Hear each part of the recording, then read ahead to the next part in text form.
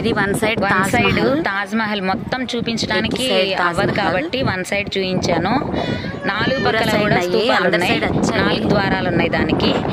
వాటిని వెనకటి రోజుల్లో అప్పటి కాలంలో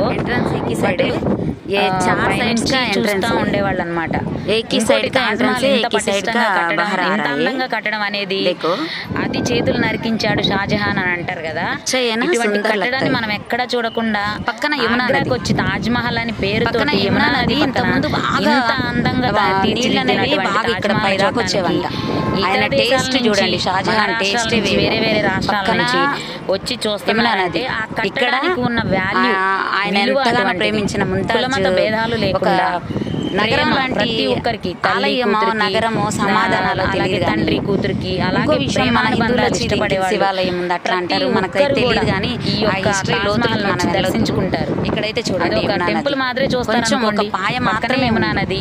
ఈ తాజ్ మహల్ చూసుకున్నాక మొత్తం చుట్టూ డిజైన్లు అనేవి ఇప్పటి రోజుల్లో అయితే 4 సైడ్లు కూడా తయారు చేయలేనటువంటి స్థూపాలు 4 సైడ్లు ఉన్నాయి. ఇవి డోర్స్ పైకి వెళ్ళడానికి మొత్తం దృఢంగా 4 అంతస్తులకి 4 డోర్స్ ఉన్నాయి. లోపల మెట్లు ఉంటాయి పైకి చూడాలి అంటే. అప్పట్లో కాపలాలు ఉండేవాళ్ళు చాలా. ఇది వచ్చి గ్యాస్ తోటి వెళ్ళి చూడాలన్నమాట. యాక్చువల్లీ ఇది కనుక వాటర్ ఫుల్ ఉంటే దీనిలో స్నానం చేద్దాం అనుకున్నాం. లోపలికి ఎంట్రన్స్ 50 అని చెప్పాను కదా. అలాగే వెళ్ళిన తర్వాత ఆ తాజ్మహల్ పైన లోపలికి వెళ్ళడానికి 200 పే చేయాలన్నమాట. ఇదిగో ఈ కుర్రకారు బ్యాచ్ అంతా కూడా మా పెద్దమ్మలు, అత్తలు, చిన్నమ్మలు, మా అమ్మ అందరు ఉన్నారనమాట. యూత్ అంటే యూత్, వీళ్ళ తర్వాత ఇంకెవరైనా. చూశారు కదా నేను ఎలా చెప్తే అలా నిలబడి చక్కగా ఫోజులు ఇస్తున్నారు. వీళ్ళ కోసం ఒక లైక్ వేసుకోండి. చూడండి మనోళ్ళందరూ కూడా మనం ఎలా చెప్తే అలా చేస్తారు, తగ్గేదేలే అన్నట్టు. మా అత్తగారు చూడండి తల ఎలా తిప్పుతుందో క్యూట్గా కనిపిస్తుందా. పెద్దవాళ్ళకి విలువ గౌరవం ఇవ్వాలండి.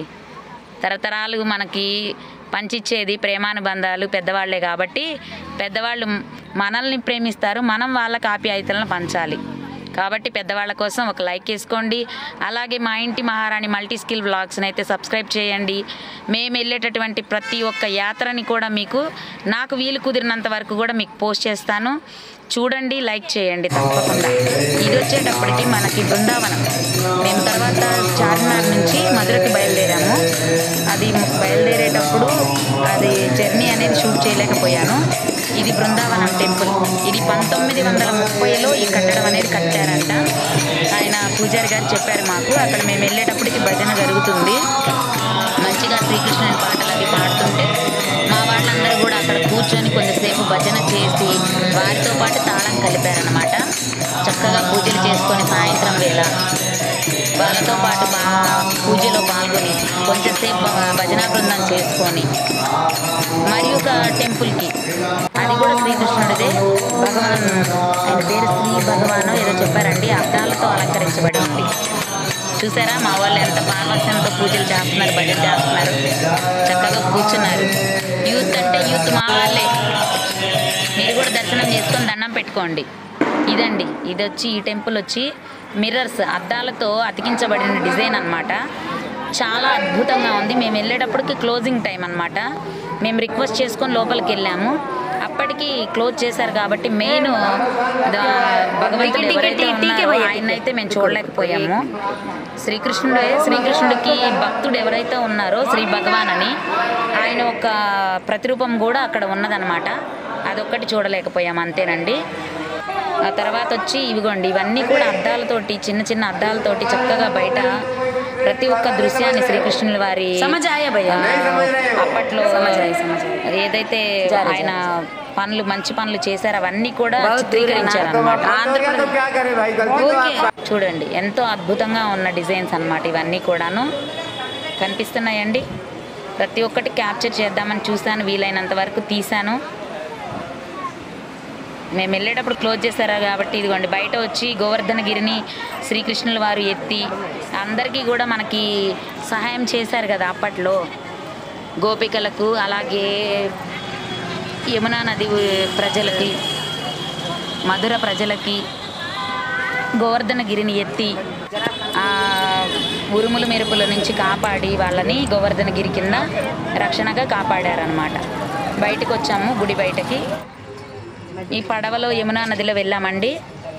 యమునా నదిలో వెళ్ళి ఆ రోజు నెలపొడుపు వచ్చింది, శనివారం వచ్చింది కాబట్టి మా పెద్దవాళ్ళందరూ కూడా స్నానం చేద్దామని చెప్పి స్నానానికి వెళ్ళి చక్కగా స్నానం చేసుకొని యమునా నది తల్లికి మొక్కుకొని పడవ ప్రయాణం అనేది చాలా అద్భుతంగా సాగిందండి. అది రేత్రిపూట. ఇంకోటి లక్ష దీపోత్సవాలు అనేది ఆ రోజు వెలిగించారు. ఆ దీపోత్సవాలు చూడటం అనేది మాకు అద్భుతమైన అనుభూతినిచ్చిందండి. చాలా అద్భుతమైన అనుభూతినిచ్చింది. ఆ దీపాలు చూడటం అనేది మాకు చాలా అంటే చాలా బాగా నచ్చిందండి. ఆ రేత్రి వేళ వెళ్ళడం, చక్కగా పడవ ప్రయాణం, మా వాళ్ళందరూ కూడా రేత్రి అని కొంచెం ఫస్ట్ భయపడినా తర్వాత మేము కూడా వస్తాము, అన్నిటికీ యమునమ్మ తల్లే ఉంది అని చెప్పి భరోసాతో అందరం పడవ ప్రయాణం చేసుకుంటూ లోపలికి వెళ్ళి, అలాగే నేను చాలా సినిమాల్లో యమునా హారతిని కూడా చూసాము. ఇది చాలా మూవీస్ లో ఉంటదండి. నేను ఫస్ట్ మూవీస్ లో చూసినప్పుడు నేనైతే ఇది కాశీలో ఉన్నటువంటి లొకేషన్ అనుకున్నానండి.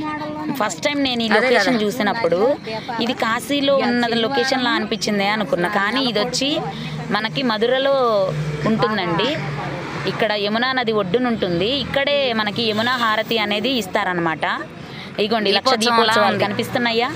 నైట్ పూట రేత్రి పూట వెళ్ళాం కాబట్టి చక్కగా ఆ దీపోత్సవాలని కూడా మేము షూట్ చేయగలిగాము. అలాగే యమునా హారతిని కూడా తీయగలిగాము. ఇంకో నెలపొడుపు, శనివారం, లక్ష దీపోత్సవం, అలా యమునా హారతిని చూసుకుంటూ ఎంతో అద్భుతంగా మాకు ఆ రాత్రి అనేది లేట్ అయినా కానీ చాలా దీపోత్సవం అయితే గడిచినట్టు అనిపించిందండి. ఎందుకంటే నెలపడుపు, శనివారం రావడం, యమునా నదిలో స్నానం చేయటం, స్నానాలు చేసి మాకున్నటువంటి అనారోగ్య సమస్యలు కానివ్వండి, మాకున్నటువంటి బాధలు కానివ్వండి, ఆ యమునమ్మ తల్లి తొలగించిద్ది అనే నమ్మకంతో మా పెద్దమ్మ వాళ్ళు, అత్తలు, పిన్నులు, మా అక్క అందరూ కూడా నమ్మకంతో ఆ తల్లికి నమస్కరించుకొని యమునా నదిలో స్నానం చేసుకొని మళ్ళీ బయలుదేరామన్నమాట. స్నానాలు చేసేది చూపించలేకపోయాను. ఇంకా అదిగోండి డబ్బులు, పసుపు, కుంకుమ నదిలో వేసుకుంటూ మా అమ్మగారు దండం పెట్టుకుంటున్నారు. అందరూ కూడా అదే విధంగా చేశారండి. మళ్ళీ తిరుగు ప్రయాణం యమునా నదిలో స్నానం అయిపోయిన తర్వాత మళ్ళీ బయలుదేరామన్నమాట. చక్కగా ఈ యాత్ర అనేది ప్రతి ఒక్కరికి కూడా గుర్తుండిపోయే యాత్ర అవుతుందండి. మా వాళ్ళకైతే వారిలో నేను ఉండటం అనేది నా అదృష్టం అనుకుంటే. ఎందుకంటే ఇంత పెద్దవాళ్ళతో తెలిసి తెలియక వెళ్ళి ఇబ్బంది పడకుండా వాళ్ళకు తెలిసిందేదో మనకు చెప్పుకుంటూ మనకున్న ఈ నాలెడ్జ్ తోటి వాళ్ళు చెప్పింది నేర్చుకుంటూ ఈ కట్టడం అనేది మాత్రం నాకు బాగా నచ్చిందండి. బాలకృష్ణ గారి మూవీలో కూడా అలాగే హిందీ సీరియల్స్లో కూడా చాలా సీరియల్స్లో ఈ యొక్క కట్టడం అనేది మనకు కనిపిస్తూ ఉంటుంది, భవంతి అనేది. అదిగోండి యమునా హారతిని కూడా నేను వీడియో తీశానండి. ఆ తర్వాత మేము ఢిల్లీ వచ్చాము. ఇండియన్ గేట్ దగ్గరికి వెళ్ళాం. మా యూత్ అందరూ కూడా చూసారా. ఇది వచ్చి తాజ్మహల్లో మోడల్స్ తోటి మా యూత్ ఫోటో దిగారు. ఇదంతా map, Indian map. Indian gate ఢిల్లీలో ఏవేవి ప్లేసెస్ ఉన్నాయి అవంతా మ్యాప్, ఇండియన్ గేట్.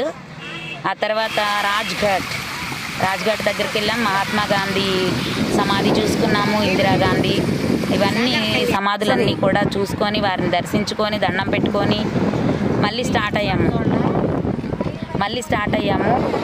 ఇట్లా ఈ విధంగా మా ప్రయాణం సాగుతుందండి. ఇది వచ్చి చెప్పాను కదా రాజ్ఘాట్ అని. మహాత్మా గాంధీ సమాధి దగ్గరికి వెళ్ళాము. చెప్పులు వేసుకొని వెళ్ళొద్దు అని చెప్పి చెప్పులు బయట వదిలేసాము. లోపలికి వెళ్ళాక మా వాళ్ళకి కాళ్ళు కాలిపోతుంటే ఈ గ్రాస్ మీద నడుచుకుంటూ పోయామండి. గ్రాస్ మీద నడుచుకుంటూ వెళ్ళి అక్కడ జ్యోతి అనేది నిరంతరం వెలుగుతూనే ఉంటుందంటండి సమాధి దగ్గర. అది కూడా చూసుకున్నాము. అట్లా ఎప్పుడూ జ్యోతి వెలుగుతూనే ఉంటుంది. ఈ విధంగా సాగుతూ ఉంది మా ప్రయాణం. తర్వాత వచ్చి హరిద్వార్కి వెళ్ళాలని చెప్పేసి ఇది అయిపోయిన తర్వాత హరిద్వార్కి వెళ్ళాలి. ఆంటీ వాళ్ళు వచ్చి ఢిల్లీలో ఉంటారు. ఇక్కడ విశేషాలన్నీ కూడా ఆంటీ గారు, హైమా ఆంటీ గారు మాకు కొన్ని తెలియనివి ఆ ఆంటీ గారే వివరించారనమాట. ఎందుకంటే లాంగ్వేజ్ ప్రాబ్లం కొంచెం వస్తుంది, హిందీ పూర్తిగా రాదు కాబట్టి కొంచెం ఆ ఆంటీ గారు కూడా మాకు హెల్ప్ చేశారు. ఈ విధంగా దర్శనం అన్నీ మాకు వీలైన కాడికి చూసుకుంటూ వచ్చాం. కానీ ఇక్కడైతే ఎండలైతే చాలా ఘోరంగా ఉన్నాయండి బాబు.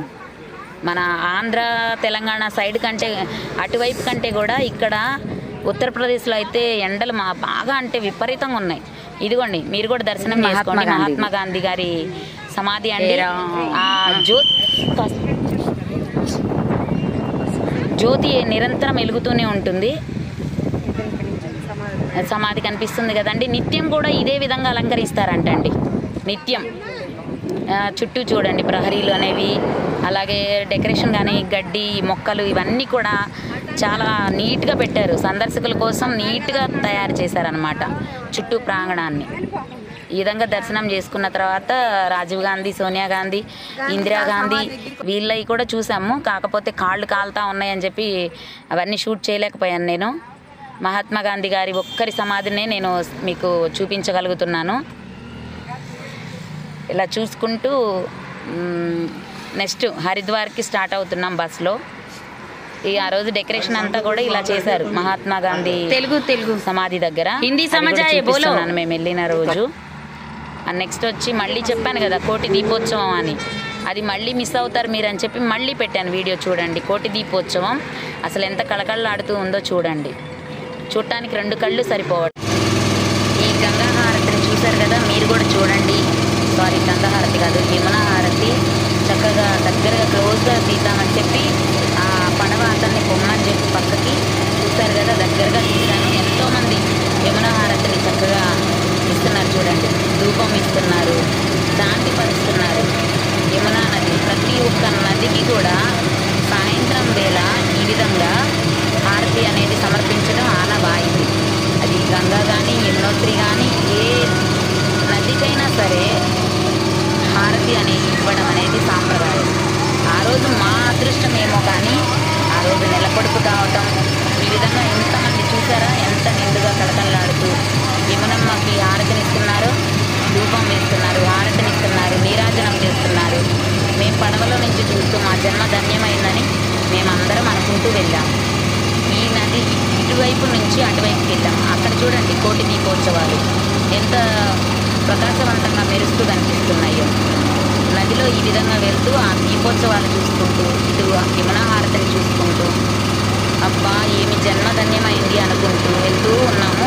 స్నానం చేసుకుంటూ అక్కడున్న లొకేషన్లు అవన్నీ అందం, ఆ తీర ప్రాంతంలో అందాన్ని చూసుకుంటూ ఆ గుడి కట్టడాలు చూసుకుంటూ మాకు ఆ రోజు ఆహ్లాదకరంగా సాగిపోయింది. ఒక పక్క స్నానం చేసి పూజలు చేసుకొని, ఇంకొక పక్క అక్కడ ఉన్నటువంటి యమునా హారతిని చూసుకొని చాలా అద్భుతంగా గడిచిపోయిందండి ఆ రోజు. నదిలో చూశారు కదా నీళ్లు బరవళ్ళు చక్కగా రేత్రిపూట అయినా కానీ చాలా చక్కగా కనిపిస్తున్నాయి.